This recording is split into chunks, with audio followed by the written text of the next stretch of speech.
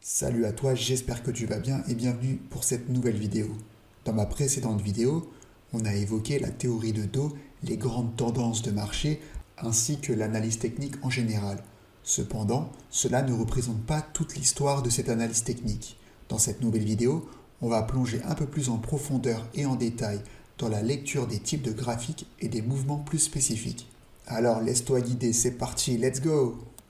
On va commencer par l'un des types de graphiques les plus couramment utilisés qui est le graphique en chandelier japonais. Voici à quoi il ressemble, il y a de fortes chances que tu l'aies déjà vu. Chaque chandelier représente comment le prix a évolué sur une période donnée. Un chandelier vert signifie que les prix ont augmenté, tandis qu'un chandelier rouge signifie que les prix ont baissé. La partie centrale du chandelier, appelée le corps, te montre la différence entre le prix d'ouverture et le prix de clôture sur cette même période. Les deux tiges situées en haut et en bas à chaque extrémité te montrent le plus haut et le plus bas que le prix a atteint au cours de cette même période. Maintenant, comment pouvons-nous utiliser ces graphiques pour comprendre les actifs ? L'une des principales façons est d'utiliser les lignes de tendance. Les lignes de tendance nous aident à confirmer et à identifier les types de tendances dont nous avons parlé dans la dernière vidéo. Une ligne de tendance est une ligne droite, ascendante ou descendante qui intercepte au moins 2 points sur un graphique correspondant au prix de l'actif à une période donnée. Maintenant, tu pourrais penser que tu pourrais essentiellement tracer une ligne n'importe où et que cela fonctionnerait. Alors précisons cela un peu plus. Une ligne de tendance solide devrait idéalement traverser plusieurs points différents. En règle générale, une ligne de tendance devrait passer par 2 points et en avoir au moins un troisième pour la valider. L'espacement entre ces points doit également être important, car s'ils sont trop proches, tu regarderas une fenêtre de temps trop petite et il sera donc impossible de confirmer une tendance. En revanche, s'ils sont trop éloignés, il est difficile de dire que les points ont des liens en commun. Enfin, tu devras examiner l'angle de la ligne que tu vas tracer. Une ligne très raide dans n'importe quelle direction est peu probable d'être une tendance, car il n'est tout simplement pas viable pour un actif de monter ou de chuter de 30 à 40% par jour pendant une longue période. En revanche, une ligne trop proche de l'horizontale est essentiellement une ligne de support ou de résistance, dont nous avons parlé lors de la dernière vidéo et non une ligne de tendance. Alors, que permettent de faire ces lignes de tendance ? Dans le meilleur des cas, elles peuvent t'aider à observer comment un actif évolue et où il pourrait aller ensuite. Leur plus grand inconvénient est qu'il est facile de tracer des lignes de tendance sur presque n'importe quel graphique.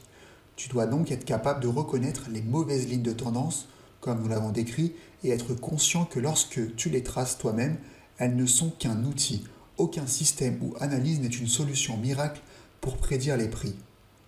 Par exemple, les moyennes mobiles simples, SMA, sont une autre façon plus mathématique d'essayer d'identifier les tendances. Une moyenne mobile est calculée en faisant la moyenne d'un certain nombre de points de données passés. Lorsque tu traces la moyenne mobile, tu pourras voir une version lissée des données, beaucoup moins chaotique et fluctuante.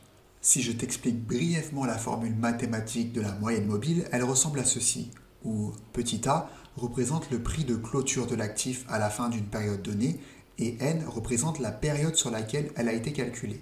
Par exemple, si au cours des 10 derniers jours, les prix ressemblaient à cela, nous pouvons les substituer dans la formule, ce qui nous donne une moyenne mobile simple de 4.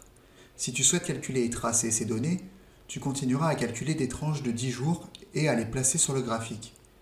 Comme nous l'avons indiqué précédemment, le résultat est un aperçu simplifié des mouvements de prix avec des tendances beaucoup plus claires. Lorsque nous relions cela aux 3 mouvements majeurs de la théorie de dos, les gens utilisent généralement une SMA sur 200 jours pour rechercher les tendances à long terme, 50 jours pour les durées plus moyennes. Les bandes de Bollinger ou Bollinger prennent essentiellement les SMA en compte qui ont été précédemment calculées. Mais elles tracent également un écart type positif au-dessus et un écart type négatif en dessous de chaque point, créant une plage pour chaque donnée. Un écart type est simplement une mesure de la variance possible dans tout calcul de données. Cela est très courant en statistique et en finance. Chaque point de ta SMA aura une bande au-dessus et en dessous qui indique dans quelle mesure les prix moyens se déplacent par rapport à la moyenne dans cette période.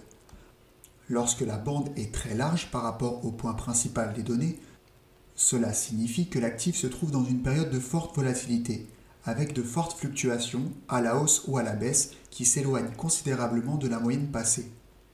Comme tu peux t'y attendre, lorsque les bandes se resserrent autour des points moyens, tu te trouveras dans une période de faible volatilité et tu pourras généralement t'attendre à des mouvements de plus petite ampleur. Les bandes de Bollinger sont un outil qui peut être utilisé avec une SMA pour essayer de déterminer la volatilité des prix à un moment donné. Et voilà pour cette deuxième vidéo et cette deuxième partie sur la lecture des graphiques de crypto. On arrive à la fin de cette vidéo sur la lecture des graphiques qui vont te permettre de lire des graphiques à la fois pour les crypto-monnaies mais pour le marché boursier en général. Rappelle-toi qu'en aucun cas ces outils sont une solution miracle. Chacun te donne simplement un regard différent sur les mouvements des marchés. Lorsqu'ils sont utilisés ensemble, tu peux commencer à identifier des tendances et à mieux comprendre le comportement des actifs dans certaines conditions de marché. Merci d'avoir regardé la vidéo et je te dis à la prochaine. Ciao!